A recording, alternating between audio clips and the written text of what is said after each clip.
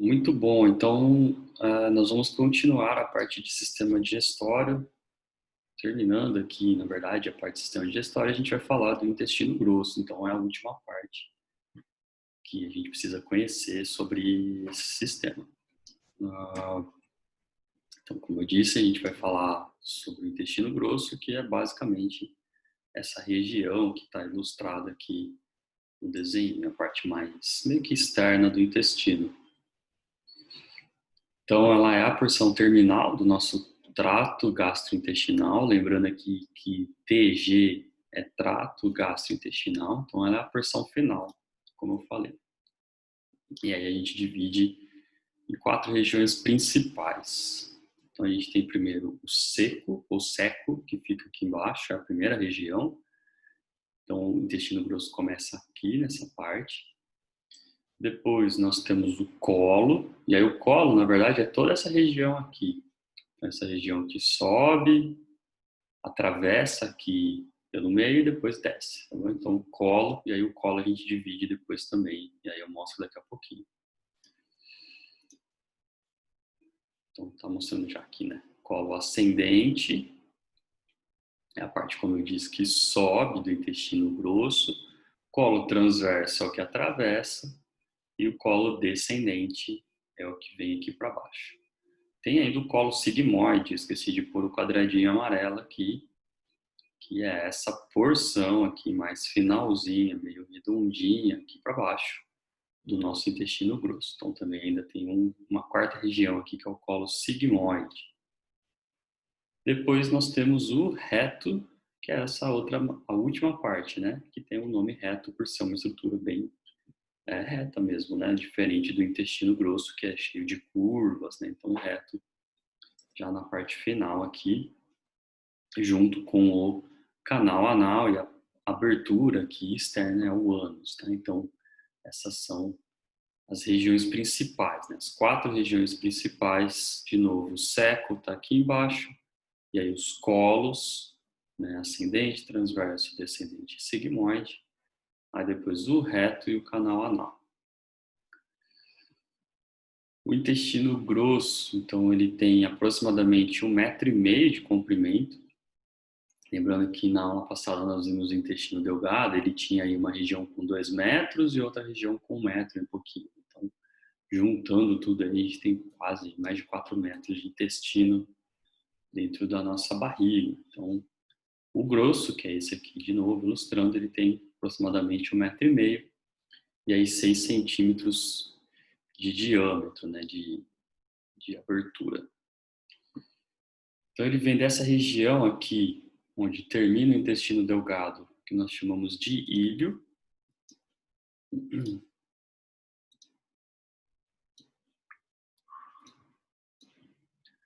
ele vem aqui do íleo, e aí ele segue, né, subindo, atravessa, desce, e aí ele chega até o ânus. Então, aqui, bem nessa pontinha, a figura ficou aqui só esse pedacinho, é onde está o íleo, que faz parte do intestino delgado ainda, lembrando da aula passada. Então, o intestino grosso começa aqui. E aí o ânus, como nós vimos no slide anterior, é aqui a partezinha final, né, a porção final do intestino grosso.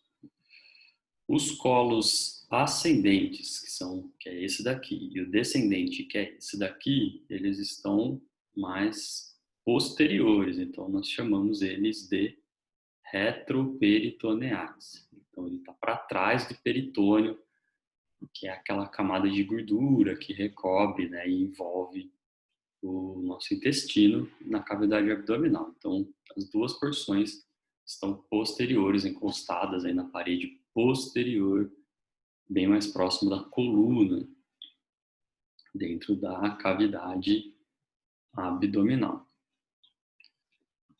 E aí as outras partes, né? Então, o colo transverso, o seco e o mesocolo. O mesocolo é essa região aqui, tá, gente? Onde está ainda uma parte do peritônio. Então, eles estão fixados, na verdade, né? Essa parede posterior do abdômen pelo mesocolo. Então, tanto o colo transverso quanto o seco, que está aqui embaixo, ó, eles estão grudadinhos ali na parede de trás. Então, estou vendo esse desenho amarelo aqui de gordura, está prendendo essa região aqui, ó, e essa região está posterior, na parede de trás do abdômen. Então, aqui está a coluna, as costas, ele está grudado aqui na parede posterior, e aí fica grudadinho pelo mesocolo. Então, o mesocolo é essa gordurinha, esse tecido que prende o nosso intestino. Lembrando, nós vimos isso na primeira aula de sistema, na segunda aula de sistema digestório. O mesocolo é uma camada dupla de peritônio. A camada dupla é como as duas camadinhas da máscara que a gente usa, né? Tem duas folhas. Camada dupla. E aí ele une, né, tanto o peritônio parietal quanto o visceral. O parietal é o que está grudado na parede e visceral é o que está no órgão, né, no intestino. Então é uma camada dupla. Aqui está a barriga, a cavidade abdominal.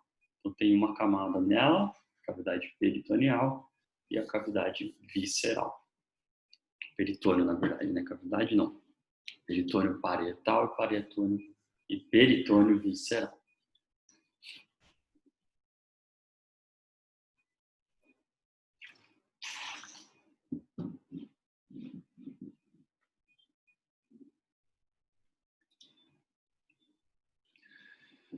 Então aqui no seco tem uma abertura, então aqui ele está recortado para a gente poder enxergar por dentro do nosso intestino. Então ele está cortadinho aqui. E aí por dentro a gente vê essa abertura aqui, parece uma elevaçãozinha. E aí nós chamamos essa região de papila ileal. Então o ilho está vindo por aqui, né, o alimento passa por essa região. O quimo, né, que é o bolo alimentar que desceu pelo intestino, ele passa por aqui, e aí nós temos aqui então a papila ileal que fica no seco, então essa região aqui primeira, né, do intestino grosso. Então o seco é como se fosse uma pequena bolsinha, né, um espacinho que tem mais ou menos aí 6 centímetros de comprimento. Então é pequenininho, né, 6 centímetros, mais ou menos esse espaço aqui que está aberto. E aí junto dele, está preso ali no seco, tem um tubo que está aqui para baixo. Então está preso aqui na região do seco e ele está descendo para cá. É um tubo que é meio enroladinho, né? Então ele é espiralado e contorcido. Então ele gira ao redor dele mesmo. E aí ele tem mais ou menos 8 centímetros, tá? Então ele desce um pouquinho aqui também. E aí nós chamamos então essa região de apêndice vermiforme. Famoso apêndice, que quando inflama gera apendicite. Então ele está aqui, ó, apêndice vermiforme. De novo, é um tubinho, então ele sai do seco, é um tubo que vem descendo, ele vem meio que rodando, girando. Tem mais ou menos aí 8 centímetros de comprimento.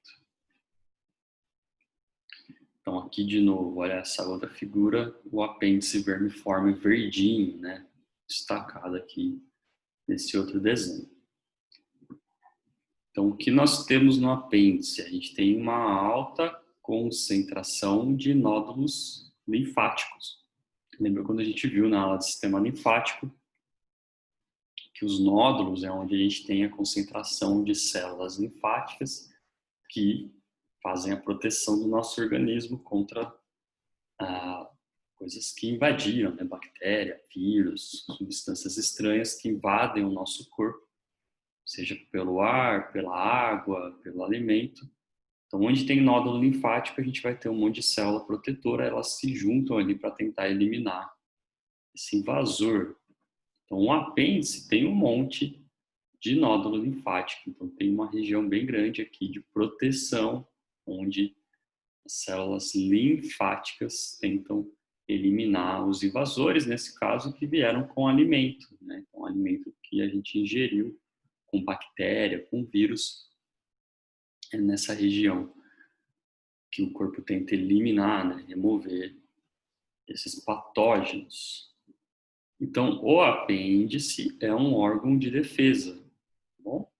E aí ele produz anticorpos. Então, anticorpos são aquelas estruturas que se grudam no invasor para tentar eliminá-lo. Então, aqui de novo, o apêndice, que quando inflama vira o apendicite, né? O apendicite é basicamente um órgão de defesa que produz anticorpos, né? Tenta produzir aí estruturas para proteger o nosso corpo contra invasores. Então, ele não tem função digestiva, diferente de todo o intestino que absorve, que quebra o alimento. O apêndice não digere, sem função digestiva. Então, dentro dele, o que nós temos é basicamente uma colônia de bactérias. Essas bactérias existem para repor as bactérias que a gente tem no intestino, que ajudam na digestão. As bactérias que trabalham junto com a gente e auxiliam aí a gente a se alimentar. Então, aqui nós temos as bactérias, elas vivem nessa região, uma colôniazinha, e aí quando a gente perde bactéria no intestino, elas vêm, né, e repõem o que a gente perdeu. Então, as bactérias do intestino nós chamamos de microbiota ou microbioma, que significa a mesma coisa.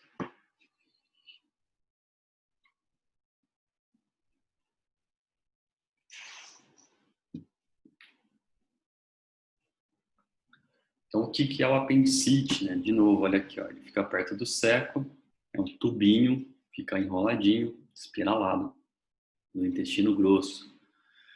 Então, quando ele inflama, quando nós temos aí o apendicite, ele causa uma dor abdominal aguda, uma dor abdominal muito forte. Então, é a inflamação do apêndice. Lembrando que o nome dele é apêndice vermiforme. Estava escrito aqui, ó. Não estava escrito aqui, não. Estava escrito nesse aqui. Apêndice vermiforme. Esse nome é porque ele lembra um verme, né? Uma minhoquinha. Então, de novo, faz parte do intestino. Ele serve como colônia, né? Como reservatório aí de bactéria e nódulo linfático para fazer a proteção. E aí ele inflama em algumas situações. Geralmente ocorre porque ele foi obstruído. Então tem o tubinho, e aí cheio de bactéria, com um nódulo linfático lá dentro, aí essa tampinha do tubo entupiu e elas não conseguem sair mais. As bactérias, né, principalmente. E aí esse tubo inflama. E aí o que acontece também é que ele pode reter aqui um monte de resto de material que a gente digeriu, nós chamamos então de resto fecal. Lembrando que o alimento está chegando aqui no intestino grosso, basicamente agora já pronto para ser jogado fora. Então, é aqui no intestino grosso que a gente vai formar as fezes. Por isso que ele pode ficar entupido com o resto fecal, com o resto de fezes que entram aqui, entopem e aí ele inflama. E aí o sintoma, todo mundo já deve ter ouvido falar, né? Não sei se alguém aí teve, mas o sintoma é uma dor forte e ela fica geralmente aí, né? Como ele está aqui do lado direito, no intestino grosso, então a dor é localizada do lado direito do abdômen. E essa inflamação ela pode ser extremamente grave, pode ser bem perigosa, levando até a morte.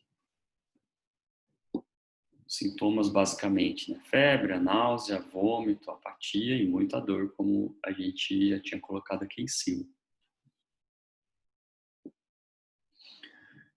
E o tratamento, basicamente, é cirurgia, não tem o que fazer. Se inflamou, tem que correr para o médico, fazer a cirurgia, né? Ele vai abrir, então, a barriga, remover o apêndice, tem que retirar. Porque se ele inflama, ocorre o risco dele meio que explodir, estourar. E aí essas bactérias que inflamaram aqui, essa região, espalham para o intestino todo. E aí é um problema, quando tem um problema mais grave, né? A gente pode ter uma infecção intestinal bem grave, bem grande, um sangramento, enfim. E a pessoa pode chegar a falecer.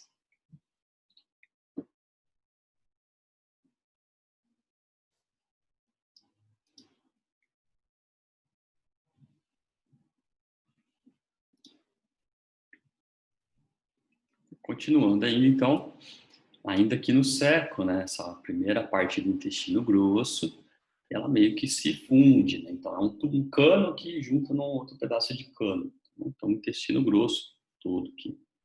Então, o seco é só esse pedacinho aqui, só o começo, e aí ele junta aqui na região que nós chamamos de colo. Então, colo é tudo isso aqui, ó. Toda essa parte cheia de curvas aqui, cheia de bolinhas.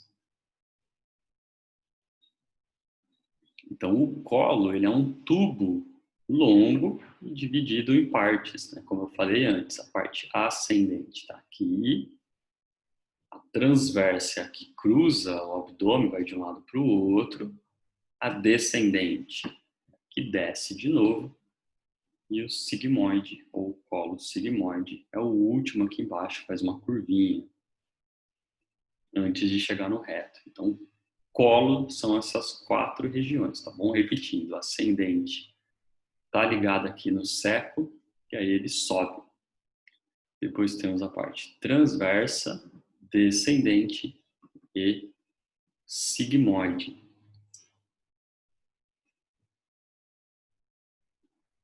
E aí, como eu já tinha falado antes, tanto o ascendente quanto o descendente são retroperitoneais. Então, eles ficam na parede de trás do abdômen. Né? Aqui está o abdômen, imagina assim de frente, aí você olha de lado. Então, a parte ascendente e descendente está grudada na parede aqui de trás, né, perto das costas.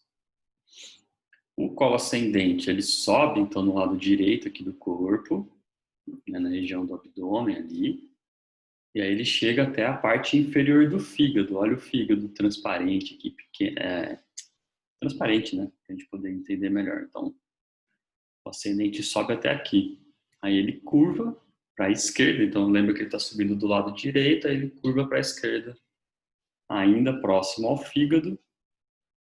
Aqui, então, essa dobrinha, onde ele vira, é chamado de flexura direita do colo. Então, ele subiu e aí ele virou. Essa curvinha dele é a flexura direita do colo.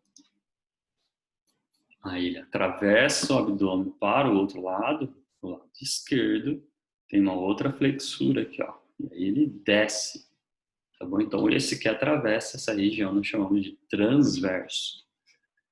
E aí, depois que ele desce, ele vem mais ou menos até a região aqui da crista ilíaca. Então, olha aqui no corpo, né, por fora.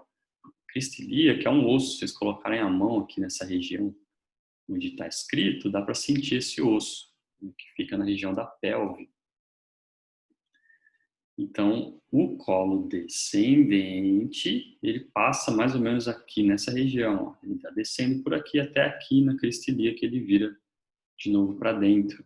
Então, descendente até mais ou menos o nível da crista ilíaca esquerda, do lado esquerdo do corpo. E aí, por fim, já tem o colo sigmoide, que está aqui embaixo.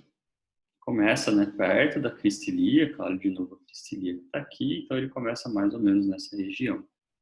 E aí ele projeta, está escrito aqui, ó, projeta medialmente. Então, o que é medialmente? Ele vem para o meio do corpo, linha mediana, traça uma linha mediana aqui no corpo. Então, o colo sigmoide está vindo na região ou para a região medial, até mais ou menos a linha mediana aqui no umbigo, mais ou menos aqui. Então, ele desceu, virou para cá, mais ou menos nessa região, um pouquinho para baixo do umbigo, próximo ao umbigo. E aí ele desce de novo, só que quando desce a gente troca o nome, né, que aí é o reto.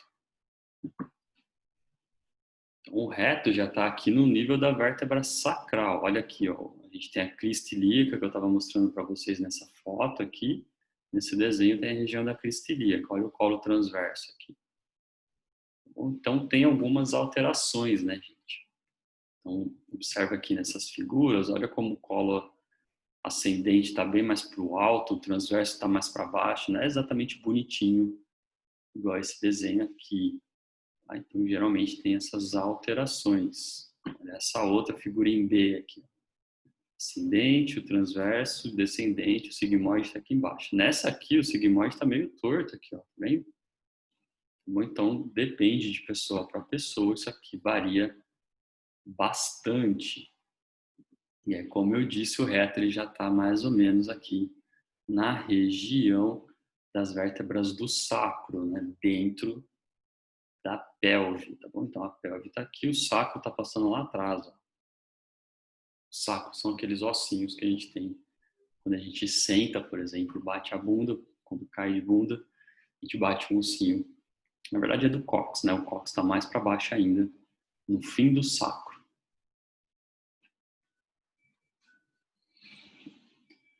Aí a parede, né, do intestino, a parede em volta dele, lembra que é um tubo, olha o tubo aqui. Então a parede dele tem 4 camadas, as mesmas 4 camadas que a gente vem falando desde o início do sistema digestório. Então tem a túnica mucosa, é a primeira aqui dentro, por onde o alimento passa, o alimento está passando aqui dentro. Túnica mucosa, submucosa, essa outra mais externa, tem muscular, né? Tem muscular longitudinal, transverso aqui, e a serosa ou adventícia. Isso aqui depende, cada órgão tem ou serosa ou adventícia, mas as 4 camadas sempre presentes aí no sistema, no nosso intestino, né? No sistema digestório.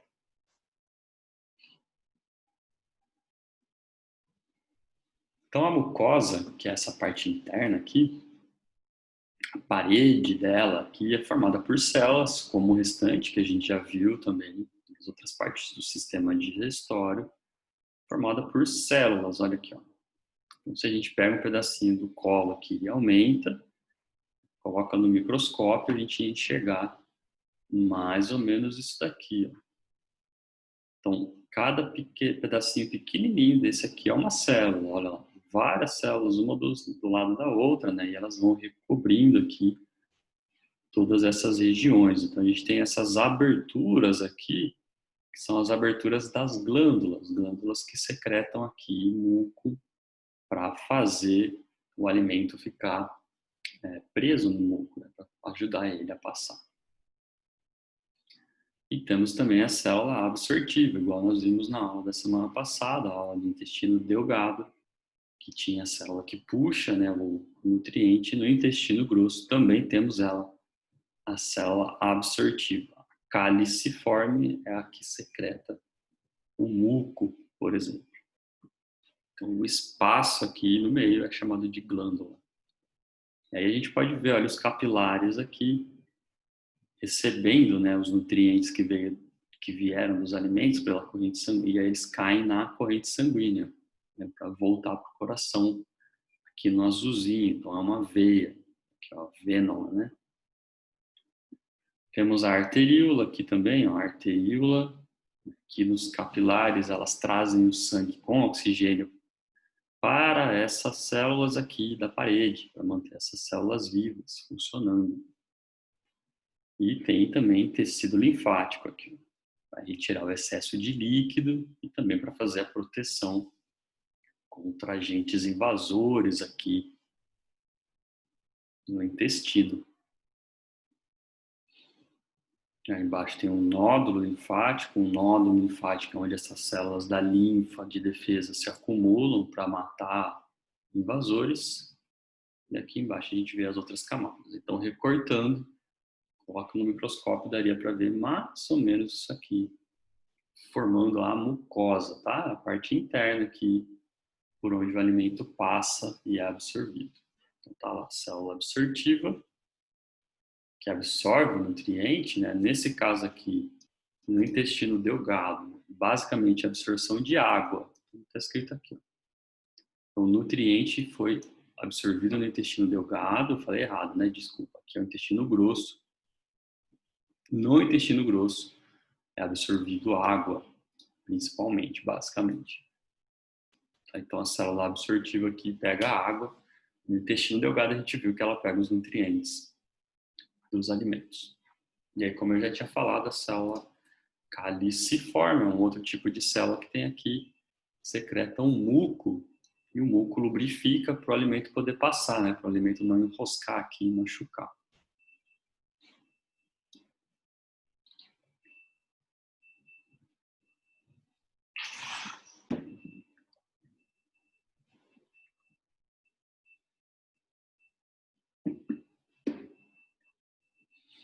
Então, tanto as células que absorvem, as absortivas, quanto as caliciformes, já tinha falado, repetindo, elas ficam nesse espaço. Tá? Então, olha as células aqui, o espaço que desce aqui, né, para o alimento ter mais área de contato, o alimento desce por aqui, nós chamamos de glândula intestinal. Então, glândula é o espaço, glândula é o buraco aqui, para que o alimento possa descer, né, absorve água e secreta muco nesse alimento para ele poder passar também pelo intestino.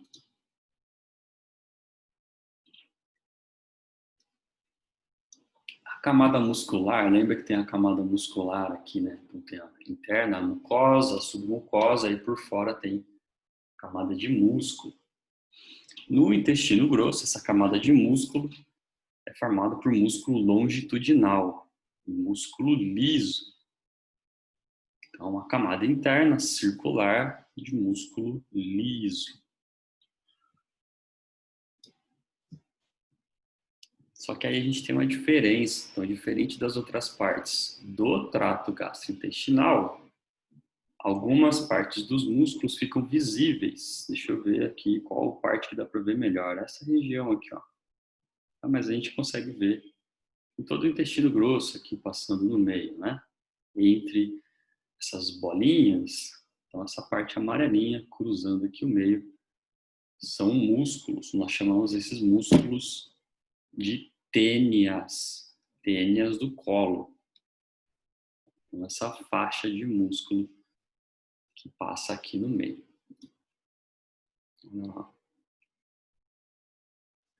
Tem uma setinha aqui indicando a tênia, tem outra setinha aqui indicando a tênia. Então, são essas fitinhas. Deixa eu ver se tem uma figura maior aqui. Aqui, ó. Se a gente aumenta, pega um pedacinho aqui do intestino e aumenta. Então, a tênia está aqui no meio. Olha lá. É uma fita longitudinal, né, de músculo que contrai para poder empurrar o bolo alimentar, né, o quimo. Quando ele contrai, ele enruga, ele forma as saculações. As saculações são as bolinhas aqui, ó. São formadas quando esse músculo, a tênia do colo, contrai. Então, ela contrai, o alimento anda dentro do intestino.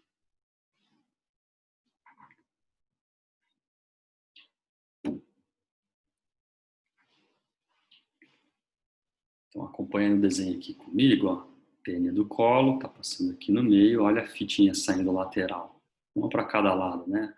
Um conjunto de fitas aqui. Aí, quando ela contrai, não sei se dá para ver aqui, tem uma, aperta um pouquinho e forma tipo uma bolinha, né? Uma bolinha nessa região. Então, são as bolinhas que a gente enxerga nessas saculações.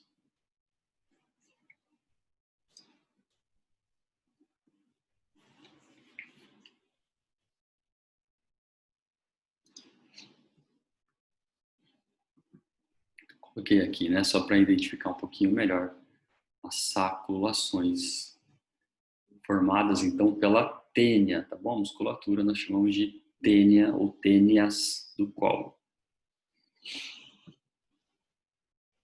Então a serosa, que é a camada de fora, olha aqui no desenho do lado primeiro, serosa é a camada que recobre o tubo por fora, né, o intestino. Então a serosa no intestino grosso nós chamamos de peritônio visceral. Lembra que tem lá a parede do abdômen, os órgãos estão aqui dentro. Então a camada que recobre a parede, né, é a parietal. Dentro dela tem mais uma camada que a gente chama de visceral. A visceral está em volta do órgão, né? Então o órgão está passando, a visceral está aqui em volta dele, recobrindo. Então lembra que a gente tem serosa em todo o tubo digestório, no intestino grosso. A serosa é o próprio peritônio visceral. E aí nós temos pequenas bolsas nesse peritônio visceral, cheias de gordura, e elas ficam presas na musculatura, a tênia, que eu mostrei para vocês. Então olha aqui, ó, essas bolinhas são bolsinhas de gordura, são chamadas de apêndices omentais.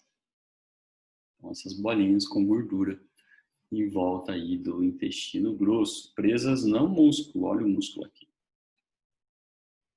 Acho que nessa figura dá para ver melhor aqui, olha a tênia aqui, ó. A tênia está passando aqui no meio, e aí aqui a gente tem os apêndices omentais, essas bolinhas que eu comentei, ficam cheias de gordura.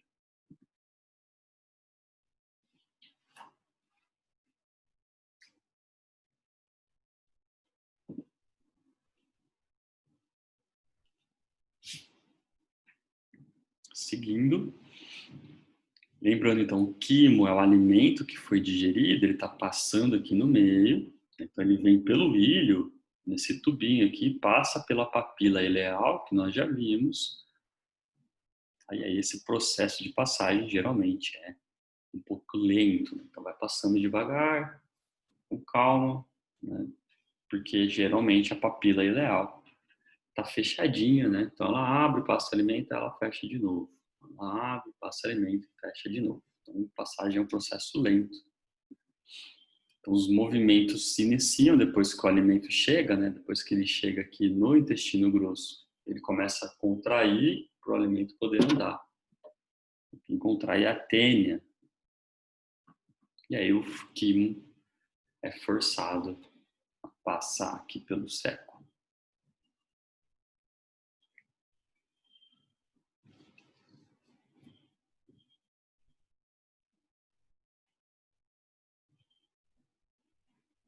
Então, de novo, depois que a gente fez a refeição, passou do estômago, caiu no intestino delgado, que tirou aqui, né, para a gente não enxergar, para ficar melhor. O intestino delgado, corrigindo aqui que eu falei, né? Primeiro, quem contrai é o intestino delgado, e aí quando ele contrai a papila ileal, abre, aí ele contrai o alimento, passa para cá. Aí ele contrai mais um pouco, passa mais um pouquinho. E aí ele passa para o seco, aí o seco contrai, mandando o alimento. Então ele vai, ó, seco, se acumula, ele enche o colo aqui ascendente, né? Vai acumulando de alimento. Então, olha essa animaçãozinha que ficou desde o começo aqui, eu não tinha falado, né? No colo. Então, ó, passou aqui pelo ilho secal, o alimento vem subindo, transverso, colo descendente agora, o alimento descendo. E aí aqui nessa região a gente tem, então, como eu falei antes, a absorção de água, a água do alimento que a gente comeu, principalmente, e a água que a gente bebe também, né? A água igual eu estou tomando aqui, boa parte dela vai ser absorvida no colo. Ele faz também, olha aqui, vitaminas, produz o muco que a gente já falou, e depois ele forma, né? Conforme o alimento vai passando, vai tirando água, ele forma fezes, e aí a gente expele as fezes pelo reto.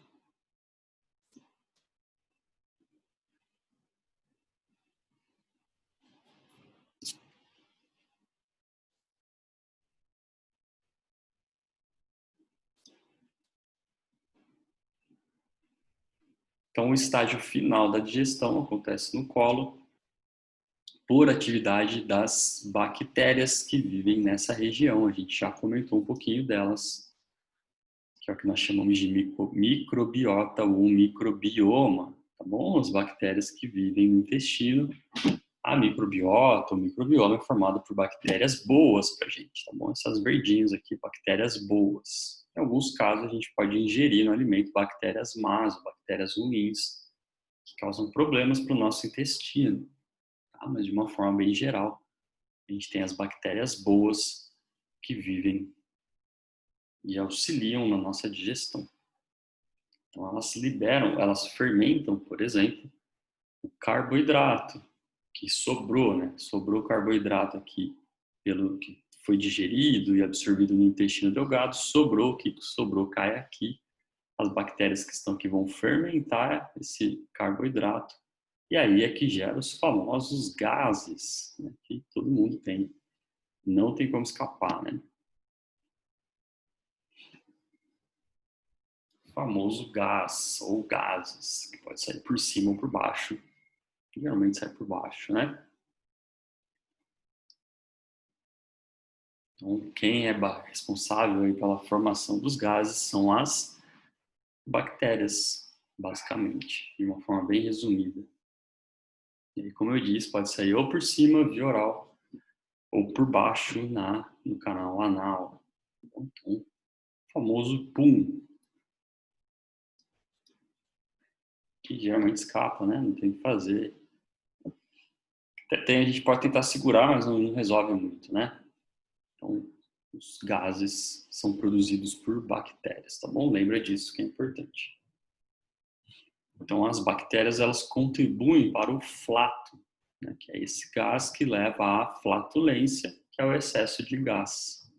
Então, a gente tem muito gás produzido aqui pela digestão, produzido pelas bactérias. Importante destacar que o nosso corpo ele usa os gases que a gente produz para transportar informação, tá? Então a gente produz gases em outros locais do corpo, por exemplo, dentro das artérias e das veias por onde o sangue passa, as próprias veias produzem gás. Aí ele é levado junto com o sangue. Então o nosso corpo produz gás em outras regiões e eles são usados como transmissão aí de informação. Ele leva, né, o gás chega na célula transmitindo uma informação. Quando a célula capta esse gás, também é importante, tá bom? Não necessariamente os gases que a gente produz na digestão, né? Mas os gases da digestão, nós temos aqui principalmente nitrogênio, hidrogênio, o oxigênio, metano, CO2 e o sulfeto de hidrogênio, que é o que realmente produz o cheiro, se eu não me engano, vai aparecer daqui a pouquinho aqui. Então, normalmente, a gente produz aí mais ou menos 1,5 litro de gases no intestino por dia. E esses gases saem, em média, 20 vezes por dia. A gente está liberando esses gases, né? Então, a gente é uma fábrica de produção de gás, basicamente. A gente nem percebe, né? Na maioria das vezes, a gente nem percebe, nem lembra que esse gás está saindo. E aí, como eu falei, então, o único que tem o cheiro ruim, o famoso cheirinho do pum, é o gás chamado sulfeto de hidrogênio. E ele é bem pouquinho, olha aqui, ó, 0,0028% do total de gases que a gente produz. É bem pouquinho para a gente ver a potência desse gás, né? Como ele é com tão pouquinho, como ele já consegue gerar o famoso cheiro.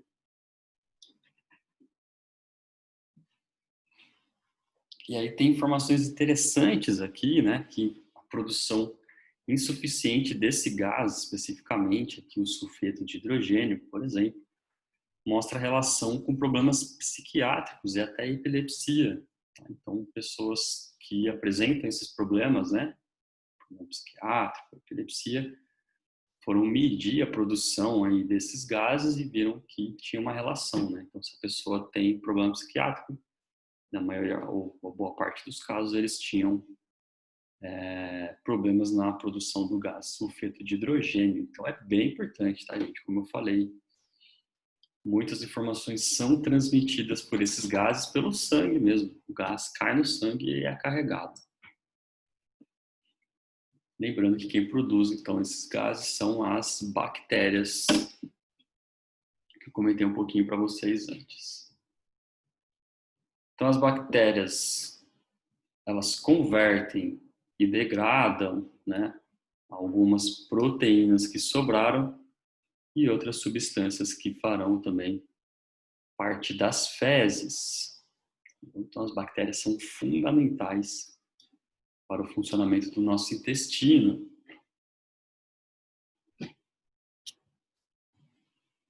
E aí a gente vive em harmonia. Então, quando a gente come o alimento que a gente não usa, a bactéria usa para ela, por exemplo, e muitas vezes ela gera alguma coisa para a gente aproveitar. É o caso do leite, que eu falei na semana passada, na aula da quinta, se eu não me engano, que quem tem a resistência, não, como chama? A intolerância à lactose é por causa, né, da produção. Aí, na verdade, tem relação com o gene, né? Mas a gente não produz uma enzima. E aí, quem fermenta, né, quem usa essa enzima é a bactéria. Então, quando a gente não tem essa enzima, a bactéria fermenta o leite de outro jeito, né? E aí a pessoa que tem intolerância acaba passando mal. Então, as bactérias apresentam aí várias funções importantes. Por exemplo, vitaminas, né, também são produzidas pelas bactérias que a gente tem aqui nessa região do colo intestinal. Então, acredita-se que na nossa microbiota a gente tem trilhões de organismos, mais de 100 espécies diferentes, o equivalente a 2 quilos de bactéria no intestino. Vocês já pararam para pensar nisso? Pega aí todas as bactérias no intestino, raspa, põe numa balancinha. São 2 quilos que a gente carrega todo dia de bactéria, de ser que a gente nem enxerga. Não dá nem para ver, né? Só no microscópio a gente consegue enxergar. E olha lá, né? Tem que ser um microscópio que aumenta muito. Então, a gente tem 2 quilos, é muita bactéria, tá bom? A ideia aqui é mostrar a quantidade absurda de bactéria que a gente tem dentro do nosso intestino. Então, a famosa microbiota. E as funções dela. Então, ela faz o controle da proliferação de bactérias que fazem mal para a gente.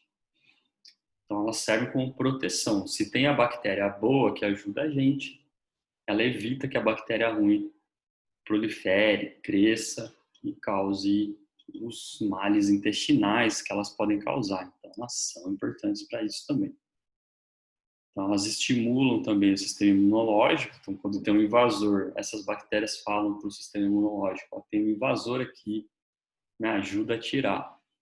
Elas também estimulam. Fazem também regulação e absorção de nutrientes. Aí eu dei o exemplo da lactose, né, que se a gente não produz a enzima, a bactéria fermenta o leite de outro jeito, né, de um jeito que a gente não consegue digerir.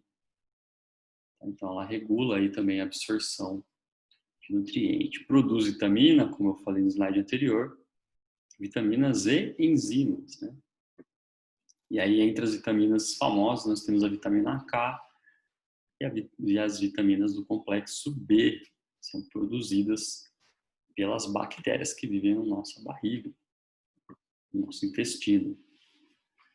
E também tem produção aí de componentes necessários para fazer a renovação celular, né? Fazer a célula se regenerar ou criar outras células, tá bom? Então, ela tem um monte de função. A nossa microbiota ou microbioma também serve, a mesma coisa.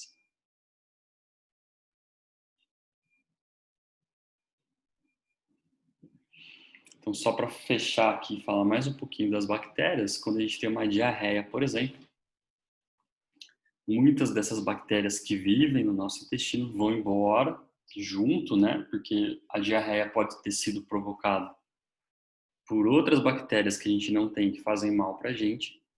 Então, o corpo inicia a resposta, né, de diarreia para mandar essa bactéria ruim embora, só que vai tudo junto. A bactéria do próprio intestino que ajuda também vai. Por isso que a gente tem que repor, né? É importante continuar se alimentando, tomando soro para não desidratar. E aí tem remédios que são vendidos aí em farmácia, que é para repor a chamada flora intestinal, famosa, né? Talvez vocês conheçam mais como flora intestinal, que é a mesma coisa, é a microbiota, o microbioma ou as bactérias. Então, tem um remedinho que toma lá cheio de bactéria para o intestino, e aí ajuda a recompor. E outra informação importante ainda é que cada pessoa tem uma configuração diferente de bactérias no intestino. Então, as minhas bactérias são diferentes das bactérias de vocês. Então, cada um tem de um jeito. E isso mostra como cada pessoa pode digerir o mesmo tipo de alimento de forma diferente, né? Porque essa bactéria que está lá é diferente da que você tem. Então, a digestão acontece de forma também diferente, né?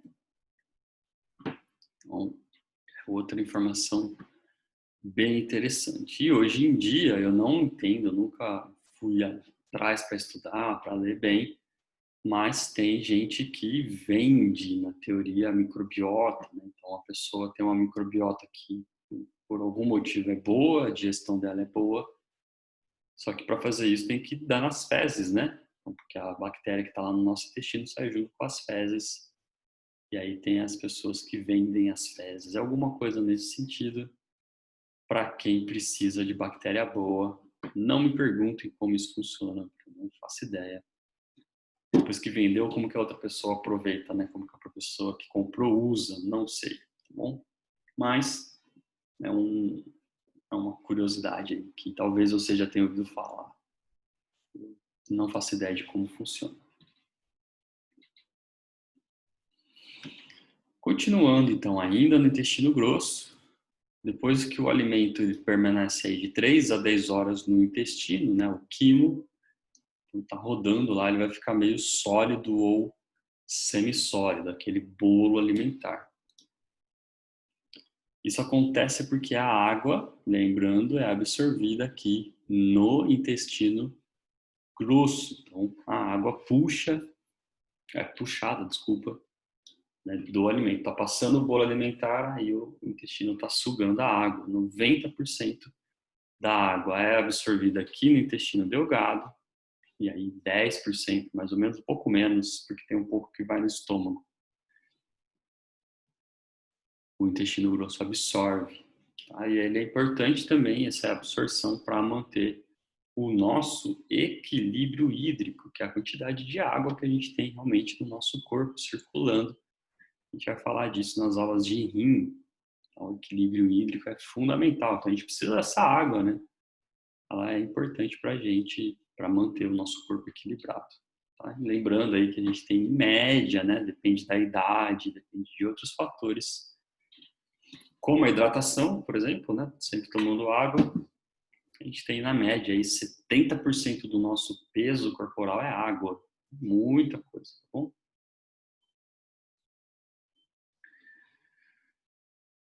Continuando, então, para as fezes. Né? As fezes, elas são compostas de água, de sais inorgânicos, sais que o nosso corpo não consegue aproveitar, células que estavam no intestino. Lembra que o intestino é formadinho por célula, né? A gente viu várias células pequenininhas. Essas células vão descamando, vão soltando com o tempo. E elas caem nas fezes também. Então, tem um monte de célula nossa nas fezes. Tem bactéria, como eu falei para vocês. Sai a bactéria boa e sai a bactéria ruim também, se tiver.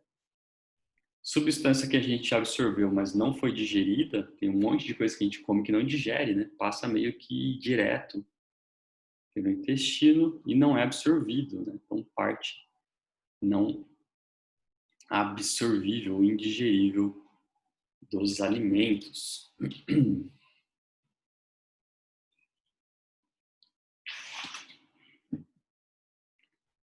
E aí, o que que acontece? As fezes vão se formando conforme ela vai passando pelo intestino grosso até chegar aqui no reto. Quando chega nessa região do reto, ela expande o reto, né? Então, as fezes chegaram, ela aumenta a região do reto, e aí isso libera o que nós chamamos de reflexo de defecação, que acontece aqui, ó, a parede do reto. A gente está olhando para essa região, cortou a parte da frente para poder enxergar por dentro, tá bom? Então, essa região aqui do reto cortou, aumenta bem. Então, a parede lateral do reto dá uma expandida e aí a pessoa fica com necessidade ou vontade, né, de ir ao banheiro. Então, é o reflexo da defecação.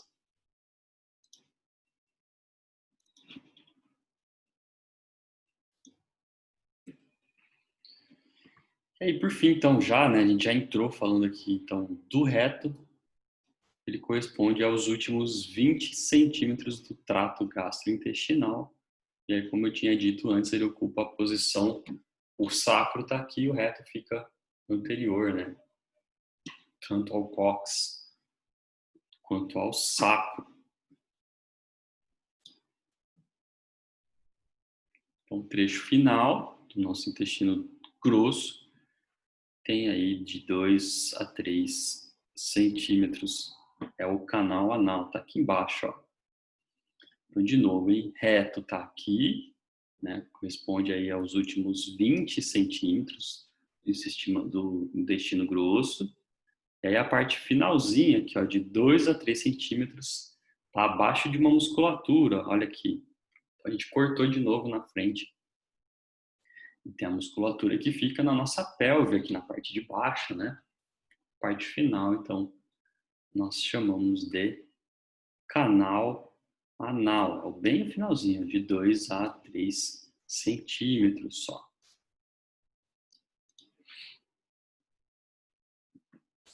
Então, a mucosa do canal anal, ela é organizada em colunas anais. Mas antes disso, gente, deixa eu voltar rapidinho aqui, antes de ir para a mucosa. Peraí.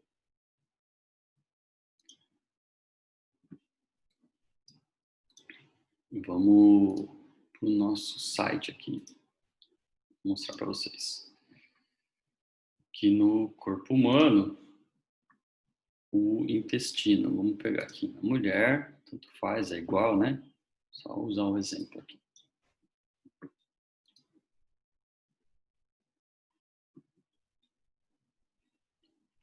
Só um minutinho enquanto carrega aqui o corpo humano da nossa amiga. Vou mostrar o intestino grosso para vocês.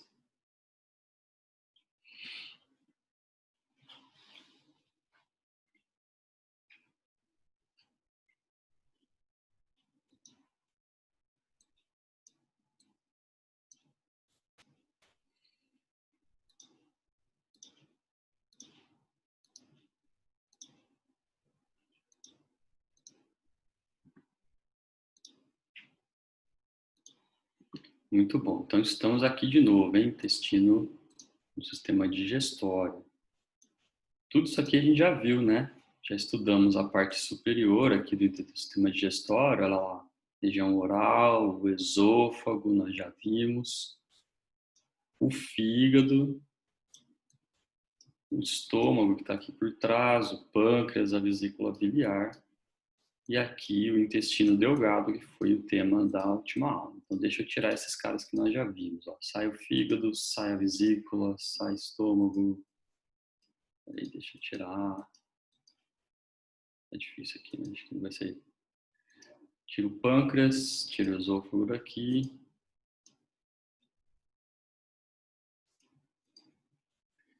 Tira o intestino delgado. Então, eu vou deixar só o finalzinho do intestino delgado aqui para a gente ver.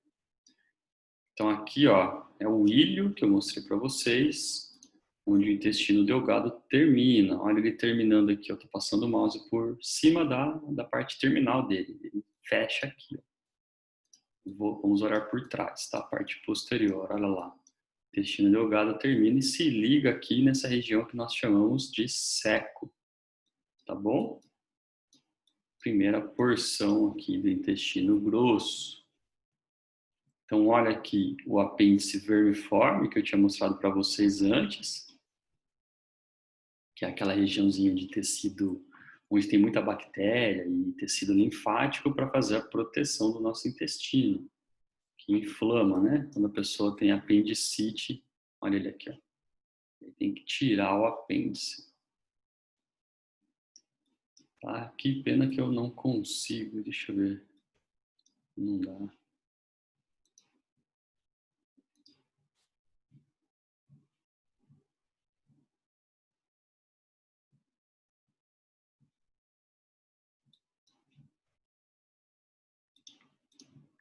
Eu não consigo cortar aqui, mas tudo bem. Muito bom, então aqui está o século, e aí subindo nós temos a parte ascendente, deixa eu rodar aqui que ficou tudo torto aqui, ó. Região ascendente, colo, aqui a flexura e aí o colo transverso, passando, né, de um lado para o outro, e aí ele desce, olha a flexura de novo, desceu aqui mais ou menos nessa região. Nós temos a crista ilíaca, que eu mostrei para vocês na foto. E aí aqui por trás, ó, dá para ver então a parte do sigmoide, né, aquela finalzinho do intestino. E aí ele se liga aqui, ó, ao reto. Olha lá, então o sigmoide, deixa eu puxar aqui, peraí. O sigmoide está aqui no finalzinho, se ligou ao reto. Olha o reto aqui, ó, descendo por trás e o canal anal tá lá embaixo, ó, é o finalzinho dele aqui, tá bom? Por onde então as fezes saem, tá? Então, reto, o canal anal tá aqui, tá aqui embaixo, reto. Aqui é a região onde o sigmoide se liga no reto. Deixa eu ver se eu consigo tirar alguma coisa daqui. Tirei ainda o delgado que faltava, olha lá, de novo. Lembra lá da papila ileal? A papila ileal tá aqui, ó. Eu tô apanhando aqui. Olha aqui, é por onde o ilho entra e solta o alimento. Olha o buraquinho aqui, ó. Dá pra ver, né? Olha lá. É a papila ileal e o alimento passa aqui para dentro, vai puxar o resto de água que precisa, 10% de água mais ou menos. E aí, conforme ele vai andando, dentro do intestino vai sendo formada as fezes, né? Aqui no meio nós temos aquele músculo que eu falei para vocês, a tênia, ela meio que se divide aqui nessa foto, não mostra, né? Mas olha a tênia aqui, ó, tem a tênia na lateral, tem a tênia aqui por trás. Bom, então a tênia ela circunda aí e ela forma essas saculações, então, que nós vimos também lá no slide. E aqui são aquelas bolinhas de gordura que eu falei para vocês, os apêndices omentais. Tá? Então, é uma bolinha de gordura que fica aí reservada também no intestino grosso. Então, de novo, seco, deixa eu ver se ele sai, eu acho que vai sair tudo se eu clicar. Saiu ascendente, né? O colo ascendente, colo transverso eu tirei aqui, colo descendente é esse que vai descer aqui até o sigmoide. Vamos olhar por dentro do sigmoide, hein? Será que dá? Olha aqui, ó. Mais ou menos, né? Não dá para entrar muito bem para ver, mas aqui por dentro do sigmoide, aí o bolo fecal, né? Já está passando até chegar no reto. Quando ele chega aqui no reto, a parede do reto aumenta e isso dá um reflexo para o corpo, indicando que é hora de defecar. Tá bom? Então, mais ou menos assim que o nosso sistema digestório é organizado, tá? Sigmoide, o reto está aqui no final. Agora travou aqui, eu não sei se eu não estou sabendo usar.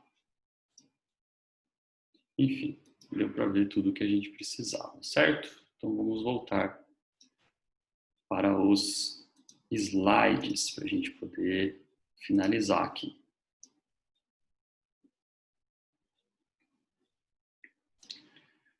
Continuando, então a gente estava vendo a última parte do reto do canal anal, e aí eu ia mostrar para vocês a parte interna aqui, ó, do canal anal. Nós temos na mucosa dele o que nós chamamos de colunas anais, que são pregas. Olha aqui, ó, tem uma bolinha verde, mas ela está aos lados, né, das pregas. Então a prega é isso aqui, ó. Tá bom? Então são chamadas de colunas anais, são organizadas nessas preguinhas que fica na parte interna. Aqui a gente está olhando de frente, aqui está olhando de lado, tá bom? Aqui é um corte frontal, então tirou a parte da frente para a gente poder enxergar. E esse aqui é um corte sagital, tá aqui no meio, separou em direita e esquerda, e a gente tirou uma parte para poder olhar por dentro. Olha as colunas anais. Como o reto é um tubo, como a gente viu, as colunas anais estão em volta do tubo todo, tá bom? Não é só atrás ou na frente. O tubo dá, né, a volta e aí as colunas estão ao redor dele inteiro. Nessas pregas, a gente tem uma rede de artérias e veias que passam internamente, tá bom? Elas estão lá dentro. Então, olha aqui a região do reto que eu falei para vocês. A mucosa, né, que é a parte interna, que é a camada formada por células. E aí as colunas anais. Olha a setinha, não sei se dá para ver aqui a setinha indicando a coluna anal. E aí a abertura, né? O ânus é a abertura do canal anal para a parte exterior aqui, ó. Tá bom? Então o ânus é a região que se abre. E aí ele é protegido por um músculo que é o músculo esfíncter interno. Deixa eu mostrar aqui, ó, olhando de frente de novo. A gente faz esse corte aqui, tira a parte da frente. E aí a gente tem o esfíncter interno, tá aqui, ó. Uma musculatura, de novo, ela fica em volta. É um tubo. Então a musculatura está em volta do tubo. A gente está só vendo uma parte dela porque a gente cortou. Então ela está mais ou menos aqui no meio. É o esfíncter interno. E esse aqui é involuntário, é músculo liso. Eu não decido quando eu vou contrair. É o meu sistema nervoso involuntário que decide quando contrai o esfíncter interno.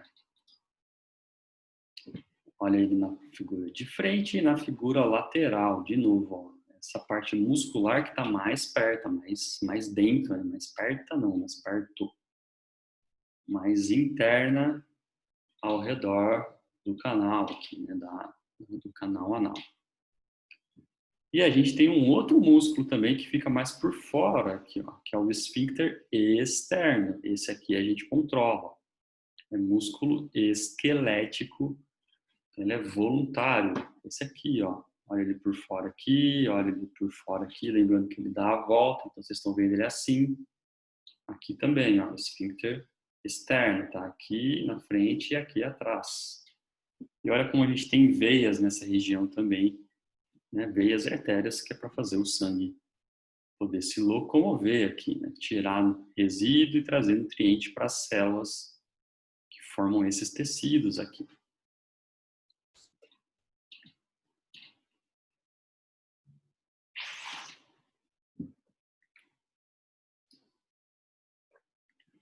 De novo, hein? Esfíncter externo, essa musculatura mais para fora, e o interno está um pouquinho mais para dentro. E aí lembra que eu falei para vocês que o reflexo da defecação é quando o reto recebe o bolo fecal. Então as fezes chegam, expande a parede dele, encheu ali de fezes, e aí esse sinal chega para o nosso sistema nervoso avisando que a gente tem que ir no banheiro. Olha lá. Impulsos nervosos chegam e aí eles abrem o esfíncter interno. Esse aqui que nós não controlamos. Olha como ele é diferente. O desenho mostra aqui como é diferente do externo. Então, chegou o bolo fecal, aumentou, o sinal veio para o sistema nervoso manda abrir o esfíncter interno. Mas aí você está na rua, não tem como, né? Está lá desesperado de vontade, mas não pode. E aí o esfíncter interno, ele contrai. Se ele for externo, desculpa, o esfíncter externo, esse aqui é o que você controla. Se ele relaxa, quando você vai no banheiro, você tem que relaxar, senão ele não sai. Né? Senão a gente não consegue fazer a defecação. Então, para defecar, o esfíncter externo tem que relaxar, aí a gente consegue. Existe a defecação. Se ele contrai, que é o exemplo que eu dei antes, se você contrai, não pode ir no banheiro, contrai, aí você adia a defecação. Se não houver defecação, você está lá, né? Acumulou fezes, mas não foi no banheiro. Elas voltam aqui, ó, para o colo sigmoide, lembra que a gente falou dele. Então, as fezes voltam e se acumulam até a próxima onda. Comeu de novo, alimentou, aí a peristalse, quando contrai o intestino, quando faz isso, a peristalse estimula esses receptores aqui do ânus, do reto, e aí a gente tem a vontade de novo de ir no banheiro, tá bom? Então, geralmente quando segura, tem que esperar uma próxima onda, que vai dar vontade de novo, vai ativar de novo o reflexo para ir no banheiro. Quando as fezes que estão retidas ali no colo sigmoide ficam por muito tempo, né? Quando elas estão retidas ali, seja porque você não pôde ir no banheiro e você segurou, ou por algum outro motivo que não está ajudando você a ir no banheiro, as fezes continuam a ter água retida, né? Lembra que o intestino grosso ele absorve a água das fezes. Então as fezes estão presas ali no colo sigmoide e aí a água continua sendo retirada dela e isso deixa então as fezes duras e secas, né? Que é difícil de eliminar, fica pior. Então as fezes é ideal que ela esteja mais umidificada, né? Aí ela sai rapidinho. Quando acontece isso, a gente tem mais dificuldade de defecar, né? De ir no banheiro e fazer as necessidades. E aí tem algumas soluções, como, por exemplo, um supositório de glicerina, não sei se alguém já ouviu falar. O supositório de glicerina, a glicerina puxa a água para ela, ao invés de deixar as fezes perderem água, a glicerina tira a água, né? Ela puxa a água para fora da célula, para cair na região onde as fezes estão presas. A fezes está lá no colo sigmoide, aqui dentro. Aí colocou a glicerina começa a puxar a água que estava dentro da célula e aí umidifica as fezes, facilita a defecação. Mas nós temos outros problemas também, né? Então, a gente pode ter alguma influência emocional que atrapalha na hora de defecar. Então, por exemplo, o estresse, ele pode aumentar a motilidade, que é a movimentação do intestino. Então, movimenta mais, e aí a pessoa vai ter, por exemplo, diarreia. Ou o estresse pode diminuir a motilidade e aí causa o que nós chamamos de constipação, né? A constipação é quando a gente vai poucas vezes no banheiro evacuar. Menos que 3 vezes por semana é o que nós classificamos como constipação, tá bem? Então, é um quadro ruim, né? Então, de novo, ó, o estresse ou ele aumenta a vontade, né? A gente acaba tendo diarreia, ou ele diminui, e aí a gente fica sem ir no banheiro por mais de 3, sei lá, por mais de 4 dias, né, na semana. Menos que 3 vezes por semana é pouco, né?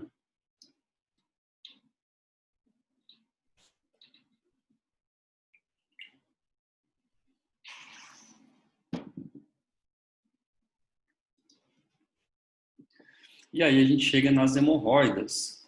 O que são as hemorroidas? As hemorroidas são veias que a gente tem naquela região que eu mostrei para vocês do reto, que inflamam e ficam doloridas. Então acontece, ó, as hemorroidas acontecem por um aumento na pressão daquelas veias que eu mostrei. Vou mostrar de novo aqui. De novo, hein, a gente tem um corte frontal, tira a parte da frente para poder enxergar por dentro do reto. Vocês estão enxergando ele assim, ó, ele é fechadinho, cortou aqui, tira a parte da frente para vocês poderem olharem por dentro. Então, olha o reto aqui.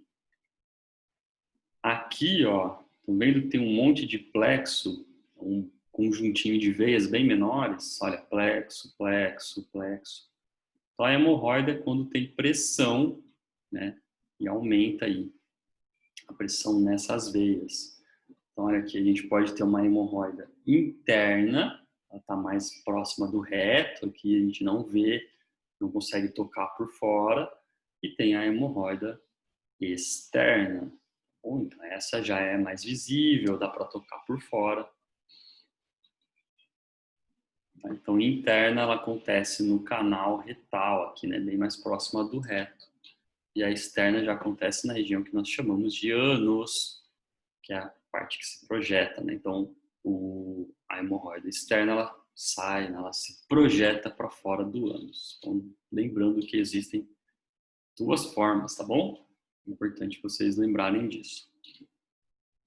O que causa hemorroida, geralmente?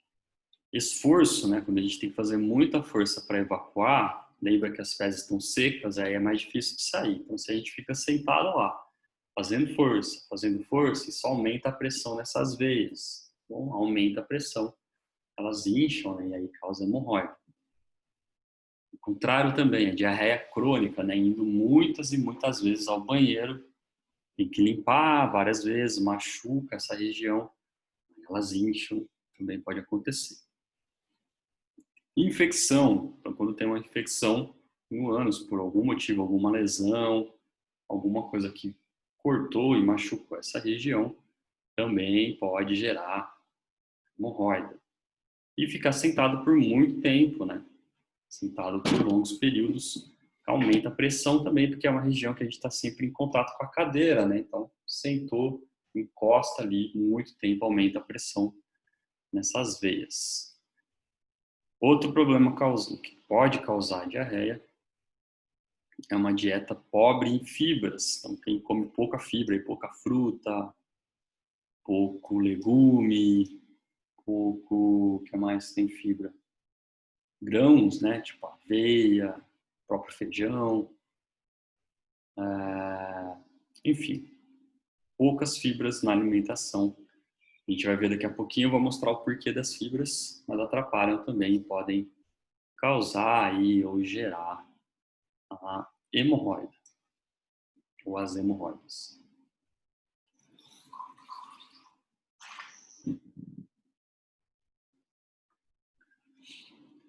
E aí a diarreia, então, é um estado patológico, né? Já mudando, seguindo aqui, a diarreia é um estado no qual a secreção intestinal de líquido não é equilibrada pela absorção. Então, lembra que secreta muco para deixar as fezes úmidas e a gente retira a água das fezes, né? Então, quando isso está desequilibrado e aí secretou muita água jogada ali pelo muco, deixam as fezes aquosas, elas não ficam sequinhas o suficiente para sair do jeito que a gente deveria. Então, ó, quando ocorre mecanismos intestinais normais de absorção de água, quando esses mecanismos forem alterados, desculpa, né? Quando a absorção de água for alterada, ou se houver algum soluto, né, que não absorveu, segurou a água no lumen, então não deixou a água sair das fezes, a água ficou ali, as fezes continuaram muito líquidas. É o que acontece com quem tem intolerância à lactose, por exemplo.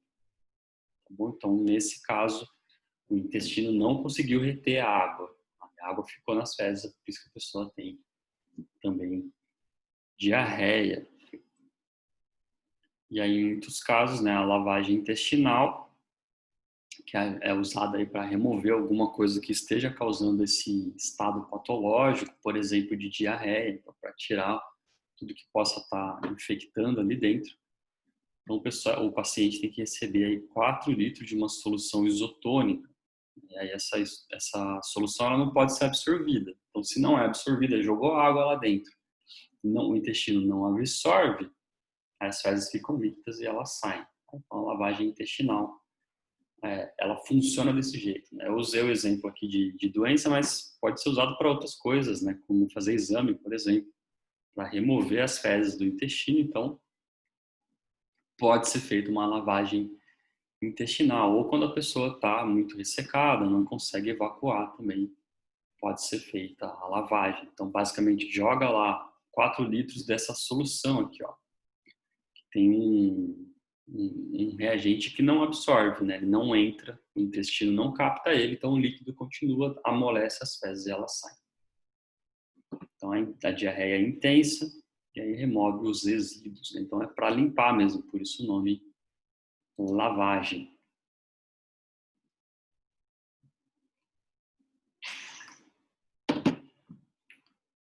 E aí tem a diarreia secretora, que é quando a gente tem toxina que a bactéria que está no nosso intestino gerou, ela aumenta a secreção de cloreto, de fluido. Então tem uma secreção excessiva, as bactérias ficam jogando substâncias ali, né? E aí a gente tem uma secreção excessiva de líquidos, e aí aumenta a motilidade, a diarreia fica lisa de novo, e aí ela sai, tá bom? Então, toxina bacteriana, alguma coisa que a bactéria jogou no nosso intestino, isso faz o nosso intestino secretar demais, né? Líquido demais. Por isso também que a gente perde água, né? A gente está mandando mais água do que deveria, essa água está saindo do corpo, está indo internamente. Por isso que desidrata. Então a diarreia desse tipo ela pode ser protetora, que é como eu disse, para mandar embora alguma coisa que está fazendo mal para a gente. Então, comeu algum alimento estragado, o corpo tenta se proteger.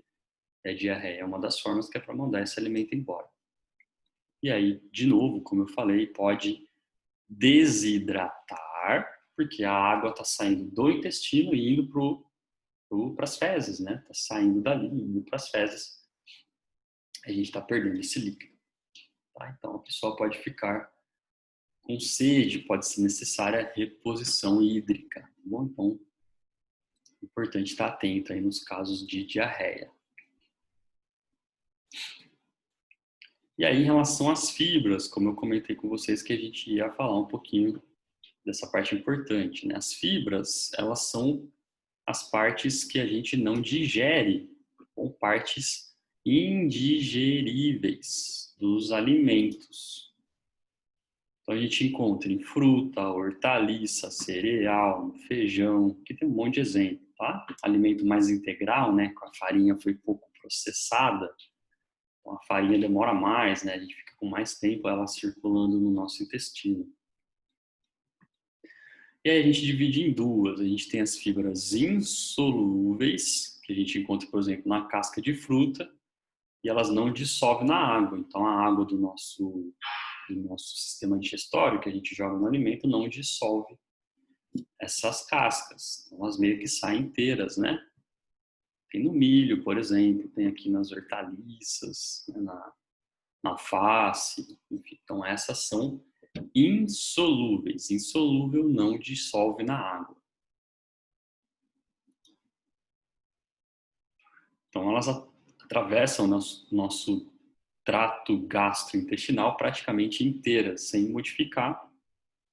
E elas aceleram, então elas fazem com que o bolo alimentar que está no nosso intestino passe mais rápido, tá bom? Então ajuda ao bolo alimentar não ficar preso, né? Lembra que se ele ficar mais preso lá mais tempo, mais água sai e aí as fezes ficam secas. Então as fibras insolúveis que a gente encontra nesses alimentos, ó, casca de fruta, enfim, algumas folhas, elas ajudam esse alimento a ficar pouco tempo, absorve menos água e a gente consegue ir no banheiro mais normalmente. E as fibras solúveis, o outro tipo, elas dissolvem em água, como o próprio nome diz, e aí elas meio que formam um gel. Tá? Então esse gel ele retarda, aí é o contrário. O gel ele faz com que o bolo alimentar fique mais tempo no intestino, onde que a gente encontra bastante fibra solúvel, que dissolve na água, tem no feijão, tem na aveia, brócolis, frutas, né, como frutas cítricas, laranja, limão, maçã. Não é cítrica, mas é uma fruta que tem, tá bom? Então tá aqui, ó, na aveia, no feijão, no brócolis, ameixa e nas frutas cítricas, tá? Então também é importante, né, para ajudar aí o alimento para que ele não, para que ele fique mais tempo, para que ele não passe direto, né? Senão a gente tem diarreia. Então tem que estar sempre equilibrado, né? Se o alimento passa muito rápido, como a gente viu no caso das fibras insolúveis que aceleram, aí o alimento passa tão rápido que fica uma diarreia, né? Fica líquido, a gente pode perder mais líquido. Então tem que retardar um pouquinho, por isso que é importante o equilíbrio sempre, né? Então a alimentação balanceada é o que ajuda nesse sentido.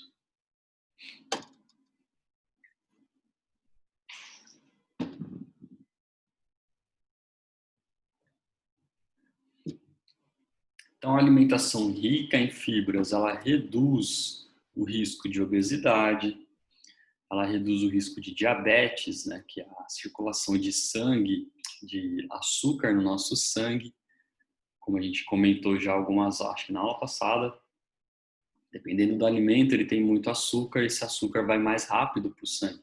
As fibras ajudam o açúcar ir mais devagar, porque ele digere mais lentamente, tem um monte de coisa que não digere, então fica mais tempo no intestino, o açúcar sai mais lento. Se ele sai muito rápido, o risco de diabetes aumenta, então as fibras ajudam. Nesse caso eu estou falando da digestão, tá bom? Da quebra do alimento e absorção, e não das fezes, tá? Então as fibras ajudam nessa parte da digestão e absorção. Elas protegem também contra a aterosclerose, que a gente já viu, que é a formação de placa de ateroma, aquelas placas de gordura, né? Então elas ajudam também na digestão desses alimentos com colesterol, a gente acaba reduzindo o colesterol. O cálculo biliar, que a gente já viu na aula, duas aulas passadas, acho, que é a pedra na vesícula. As hemorroidas, porque a gente tem uma evacuação melhor. A diverticulite, que é uma inflamação aqui do intestino, ó. Então ele inflama, né, forma umas bolinhas. Então a alimentação em fibras ajuda a proteger contra. O apendicite, que a gente falou no comecinho da aula, e o câncer de colo retal, que é um dos cânceres que mais matam no mundo. também podem ser prevenidos, né? Pode ajudar na prevenção, uma alimentação rica em fibras. Tá? Então, como eu já tinha falado aqui, né, da aterosclerose, as fibras elas ajudam a diminuir o colesterol sanguíneo, tá bom? Quantidade de gordura ruim que circula aqui nas artérias que podem provocar as placas de ateroma. Como que funciona isso? Lembra que nós vimos na aula de fígado que o fígado ele é responsável pela formação da bile, a bile que é secretada pela vesícula biliar.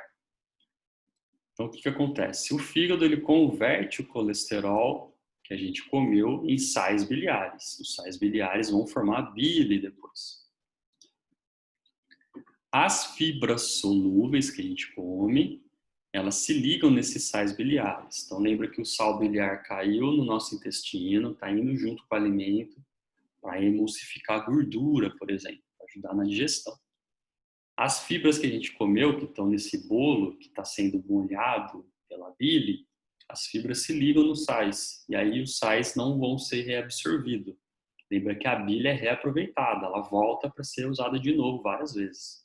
Então, os sais biliares não voltam quando a gente tem fibra, ou volta menos.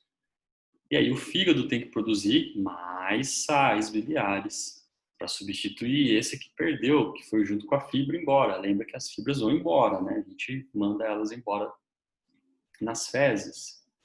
Tá? Então, o que que o fígado faz? Ele pega mais colesterol do sangue. Por isso que as fibras auxiliam na redução do colesterol sanguíneo. Ele tem que fazer mais sais biliares. Os sais são feitos com o colesterol. Tá bom, gente? Aqui tem essa figurinha resumindo tudo que a gente viu no sistema digestório. Então, deixa ela começar de novo aqui para a gente entender. É uma pessoa, né? A pessoa está caindo aqui no sistema digestório, atravessando aí esse tubo do sistema digestório. Então, deixa ele terminar aqui e a gente vai começar de novo. Vamos tentar, né? Então, o alimento, primeiro ele vem pela boca. Olha lá. Primeiro você come, mastiga, o alimento desce pelo esôfago, passa para o estômago, no estômago ele vira o quimo, aí ele vai para o intestino delgado, olha lá, que é o intestino onde a gente absorve 90% e digere a maior parte do alimento. Depois, o que sobrou vira o bolo fecal, que cai no intestino grosso, que a gente viu na aula de hoje, né? E aí retira um pouco de água, vai umidificando para ele descer, e aí a gente solta nas fezes. Então, aqui, resumindo, tudo que nós vimos nas aulas de sistema digestório, bem resumidão, bem simples. Tá? Então, para finalizar a aula de hoje, lembrando que tudo que a gente viu, eu mostrei as partes do intestino grosso para vocês, né? Começando no seco, os colos ascendente, transverso, descendente, sigmoide, e aí depois o reto e o canal anal. Nós vimos como a parede interna, né, formada aqui do intestino grosso, e a gente tem a célula que absorve a água, e tem a célula caliciforme que secreta o muco para umidificar o bolo alimentar, para formar as fezes. Falamos bastante das bactérias que convivem em conjunto com a gente, estão aqui no intestino grosso. E aí a gente falou da formação das fezes, né? Como é importante, aí a alimentação regula muito, como que as fezes são formadas, como elas saem. Se a gente tem menos água no intestino, elas ficam secas, né? Então, se ela fica muito tempo no intestino, na verdade, muito tempo no intestino, elas ficam secas, é mais difícil de sair. É uma das causas que geram as hemorroidas, que a gente conversou um pouquinho, que é a inflamação, né?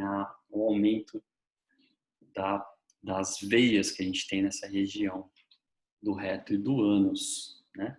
A gente viu também sobre a diarreia, que pode ser causada por alimentos estragados aí. Então, a diarreia são as fezes muito líquidas, o intestino não consegue absorver esse líquido, né? Ou ele joga muito líquido nas fezes, elas ficam líquidas e a gente faz muitas vezes, acaba desidratando. E aí a gente falou da importância das fibras na alimentação, e eu dei um exemplo aqui no final bem importante de como as fibras auxiliam na remoção do colesterol, né? De como o colesterol é regulado pela alimentação de fibras, tem a relação com a vesícula biliar, né, com a bile, principalmente. Certo, gente? Obrigado aí pela atenção, pela presença. Obrigado, meninas, por terem ficado aí até o fim. Amanhã, quinta-feira, nós não vamos fazer aula, vamos fazer uma atividade, tá bom? O mesmo esquema das outras. Atividade de revisão do sistema digestório. Amanhã eu mando, explico de novo tudo para vocês. Tem aí, eu dou uns dias para vocês fazerem até na semana que vem, até na segunda, se eu não me engano. Mas a ideia é que vocês façam no horário de aula. Aproveita aqui o horário de aula para fazer, já tira a dúvida, conversa comigo. Eu vou estar aqui, como sempre, como as atividades anteriores, valendo um pontinho que vai ajudar vocês depois lá na nota final, né? A gente tem ainda a segunda prova, então a nota da atividade entra lá. Beleza? Então eu mando para vocês amanhã explicando, daqui a pouquinho eu mando aqui a sala dividida, o vídeo e a revisão de hoje, né? O exercício para quem quiser.